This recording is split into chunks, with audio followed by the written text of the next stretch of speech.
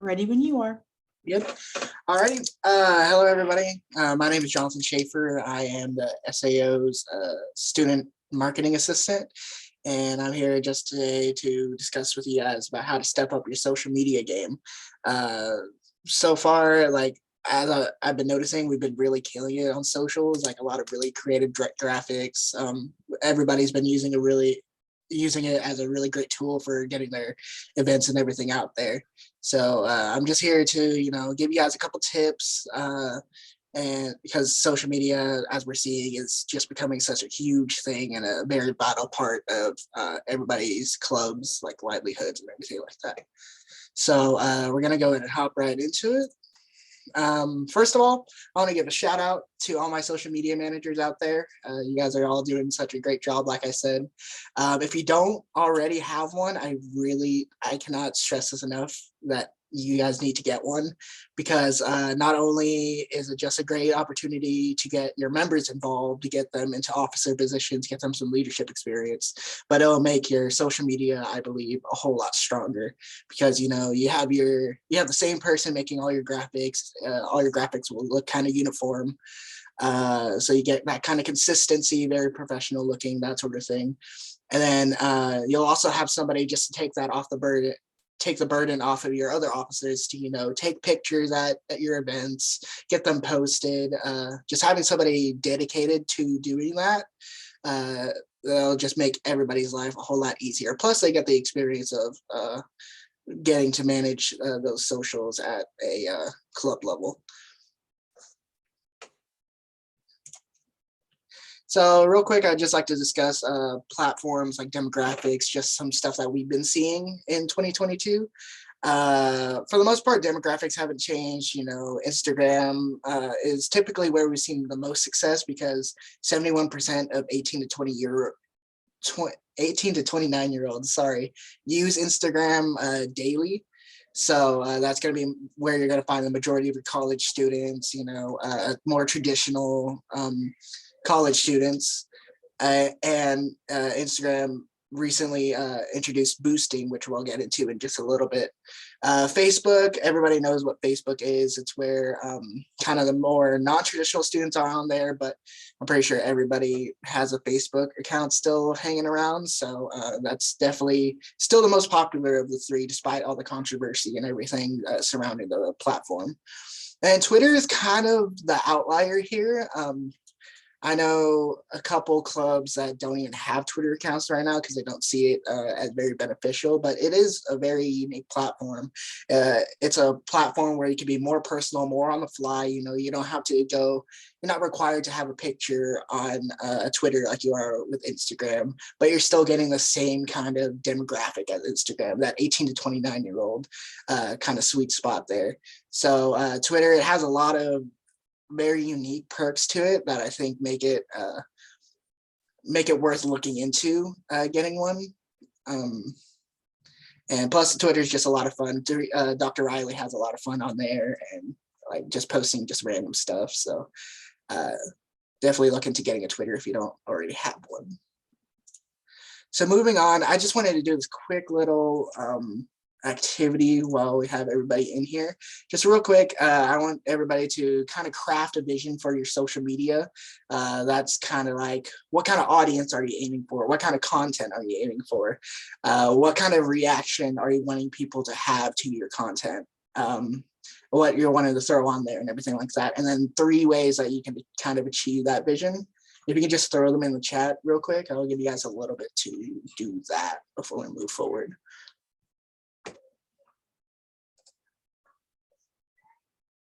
And then we'll kind of build on your vision as we go on. So just kind of keep that vision in the back of your mind after you type it in.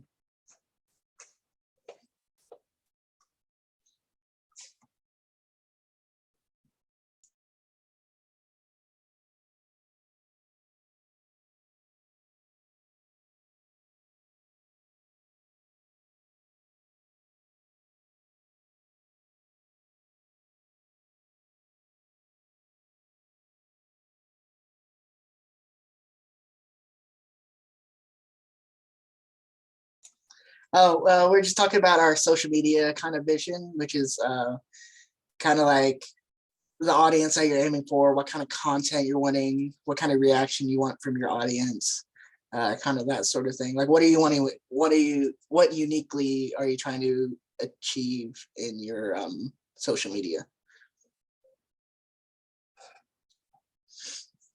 And then 30 ways that you believe that you can achieve that vision.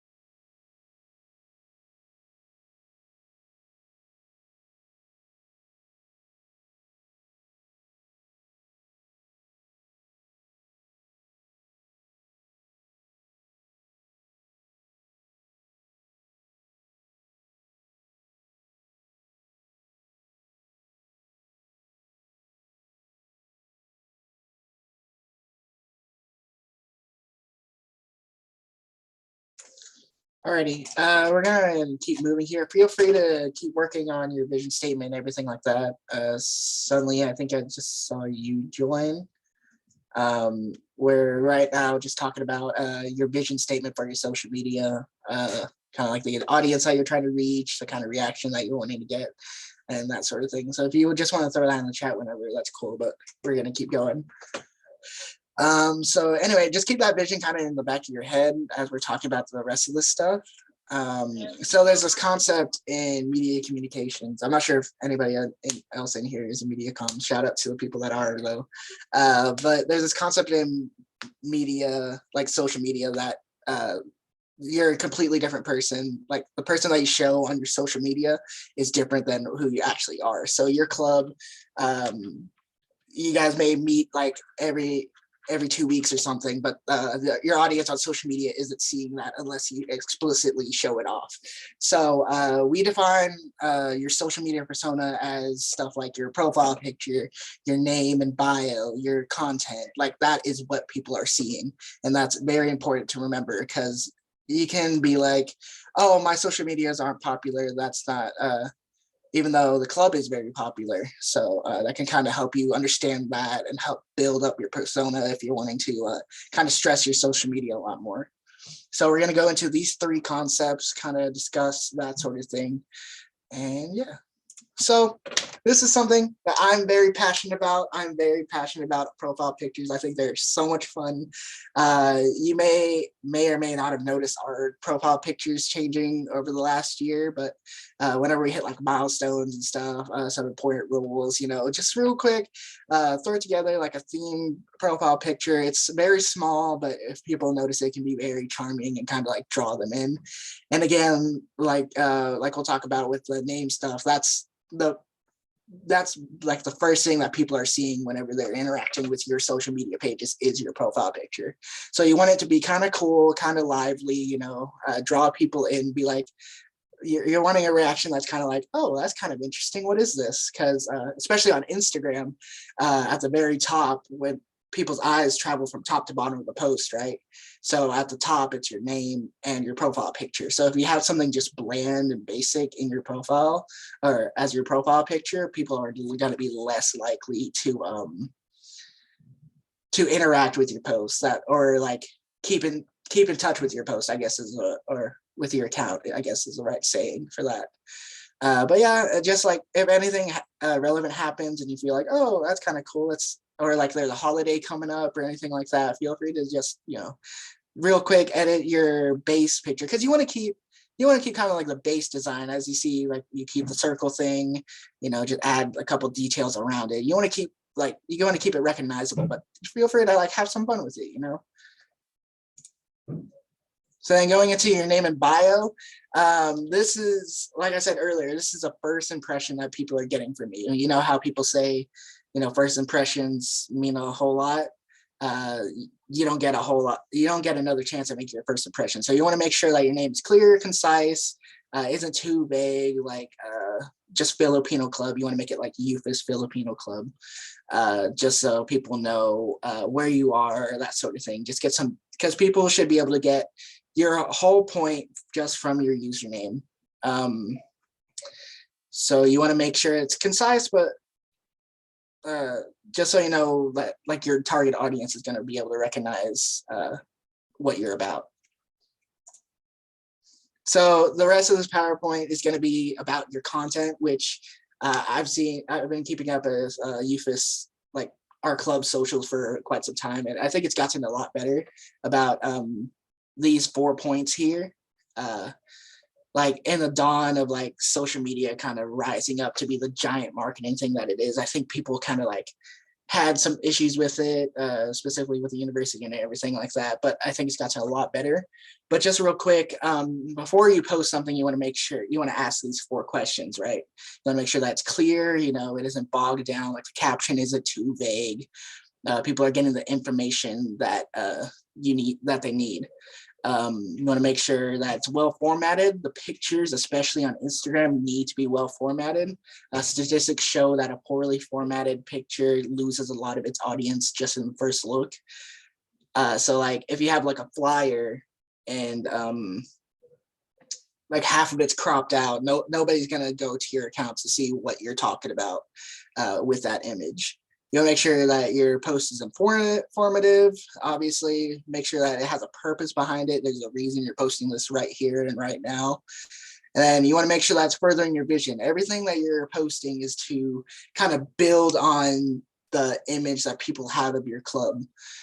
So if you're wanting to show people how active you are, like if you're previously an active club and you want to show off, oh, hey, we're actually doing stuff now. You want to be posting stuff at every single event that you're hosting, so that people know, okay, this club is active, they are involved, that sort of thing, and they're worth looking into. So now we'll get into some of our personal posts and kind of discuss about that. So this post is far and away our most popular post last semester. You can see down here, 137 people liked. Did way better than I would have expected. So I just want to ask you guys real quick. You can throw like just 1 or 2 answers in the group, in the chat. Why do you think this post in particular blew up the way it did?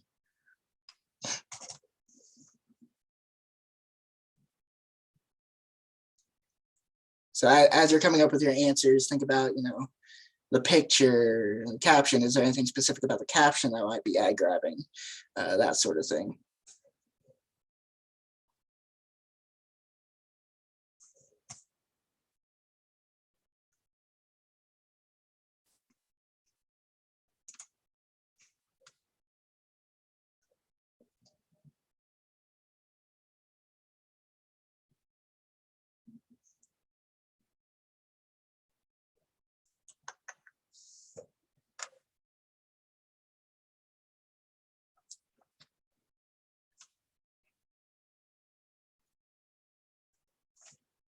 Okay, well, if we look into the insights, we can see exactly why this post did as well as it did. He gave students an opportunity to see different events that they had experienced throughout the semester and the members. Yeah, that's a huge thing. You want to make sure that your photos are showing off actual students, people are able to kind of latch onto that and be like, oh, hey, I see so-and-so, that sort of thing. And as we see with the insights on Instagram, I believe eye-catching picture, yeah, for sure. You want to make sure that it's very like it hooks you on the moment you see it. So where was I? Yeah, so pictures with students in it, they often get shared a lot more than, we've noticed that they often get shared a whole lot more than like posts with just like a block of text. And that's because, people are like, oh, check out so-and-so, oh, slay, that sort of thing. You see the profile visits from people are wanting to go to our. So Kaylee, like you said, they're wanting to see if their events, like if you have like another organization, they see that, they want to see if their events are highlighted in that in that post. So they're wanting to see a whole lot more of that. So that's why we see, 13 profile visits, 8 shares, 16% of the people who saw this post weren't even following us. So those led to a lot more follows, that sort of thing, more interactions with our posts, that sort of thing. So you want to, that's kind of like just an example of how you can use posting insights to see how posts that seemingly blow up out of nowhere, you can see exactly why those blow up the way they do. So TLDR, make sure you use an eye-catching picture with students in it, with people doing things. In this caption, we were kind of trying to like interaction bait with this question. We didn't get a whole lot of comments. People on Instagram don't really comment as much as we thought that they do.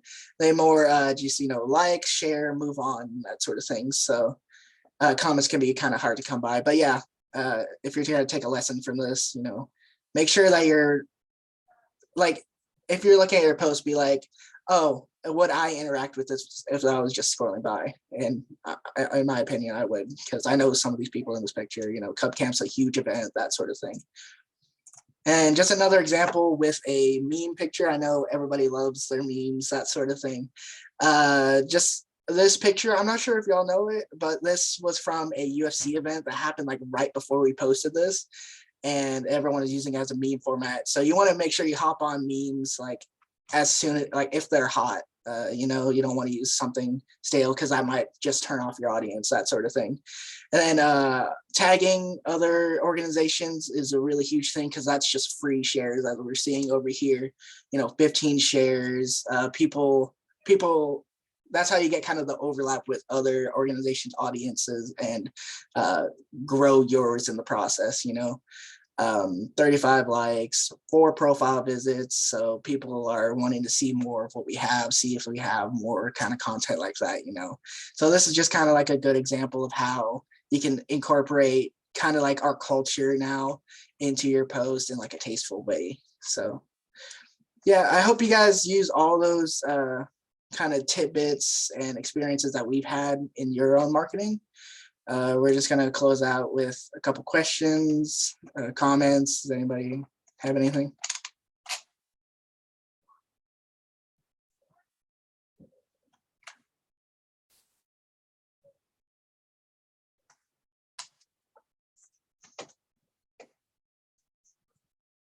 Oh yeah, Aaron, I love that picture so much too. That's just Jonathan, thank you so much for sharing your insight. Thank you, Stephanie. Yeah, what brings the most engagement from the highlighted pic? You're talking about this one, yes. So with your first picture, if you want it, so this post was a carousel of pictures. So it was like a couple different events that we hosted. You want to make sure that that first picture is really the most important. So you want to have like, bright colors, of course, just that sort of thing. Make sure that people are gonna want to stick around to check the other pictures. So this one, it was the most engaging one that we had because it had the most people in it, I believe. Because Cub Camp, like I said, it's a huge event. So many people are a part of it, so many moving parts, and yeah. How often to post? I would say your club is financial traders, yeah.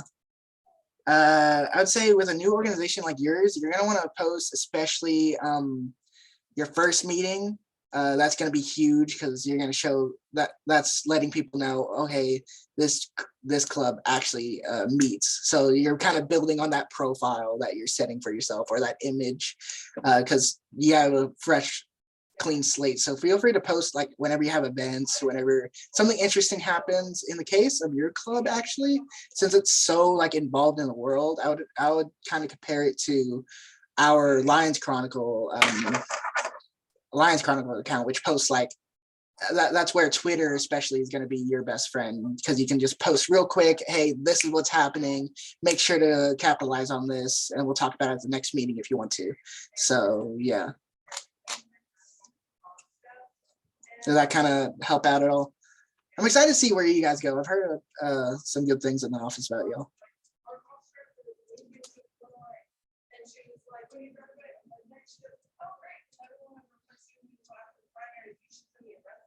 And I think a whole lot of your audience is going to be on Twitter anyway.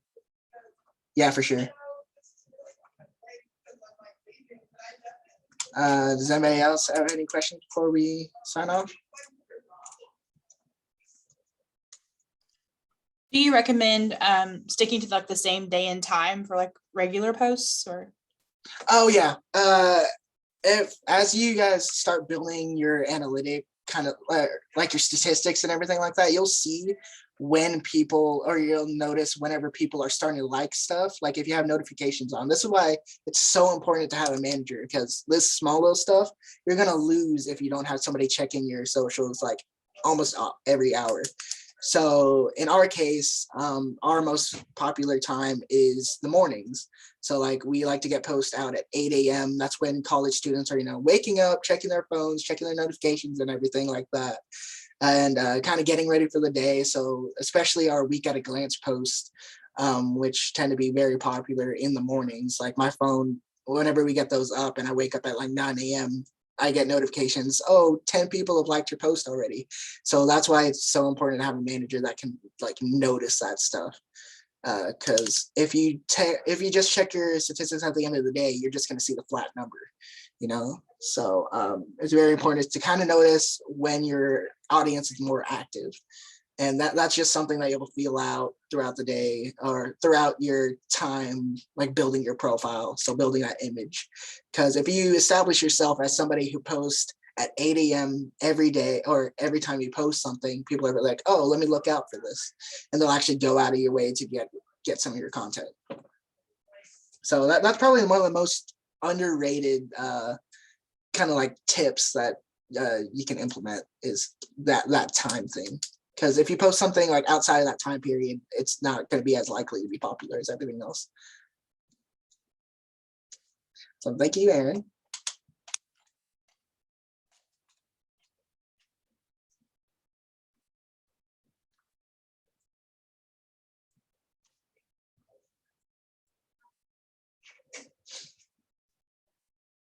Okay. I believe if that's everything, y'all just use this information whenever you can. My email is always open if you guys need some help with anything. I help with the TVs as well. So if you guys have any graphics or anything, feel free to send them my way and I'll get them up. But yeah, thank you guys. Thank you everyone for attending. Thank you for sharing. Y'all have a great rest of the day.